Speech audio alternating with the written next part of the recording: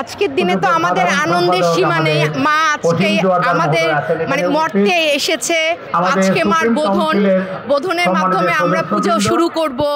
আজকে মহাষষ্ঠী, আসলে আমাদের মার আগমন এক্সিকিউটিভ কমিটির এটা সম্মানিত নেতৃবৃন্দ, সদস্যবৃন্দ, সকল স্তরের সদস্যরা প্রায় 300 সদস্য নিয়ে আমাদের গুলশান বনানী সর্বজনীন পূজা আসলে খুশির সীমানা নেই। আজকে আমরা মানে আমরা প্রত্যেকে আজকে একসাথে হয়েছি মহাষষ্ঠীর দিনে। সদস্যরা এখানে উপস্থিত হয়েছেন, এটাই আমাদের যে আমরা মা এসেছে, আমরা যেন সবাই অনেক আনন্দ করে এই 5টা দিন কাটাতে পারি একসাথে সবাই মিলে। অবশ্যই আমরা সবাই মিলে প্রত্যেকটা পুজো দেখার ইচ্ছে আছে।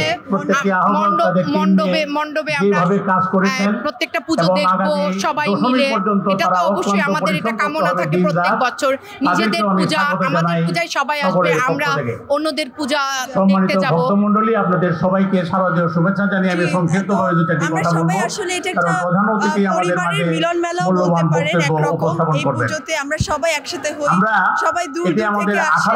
তো এই কারণে এটা আমাদের জন্য একটা বড় একটা ফেস্টিভ্যাল বলতে পারেন। আমরা শুরু করেছিলাম আমাদের সবচেয়ে বড় ফেস্টিভ্যাল হলো দুর্গাপূজা। আমরা এই দুর্গাপূজায় বছরে এই কটা দিন আমরা সবাই সবার সাথে একসাথে আনন্দে মেতে উঠি। এই পূজার আয়োজন করে 5 দিন আমরা সবাই একসাথে আনন্দ করি, মণ্ডপে যাই, ঘুরি, পূজা দেখি, আনন্দ করি।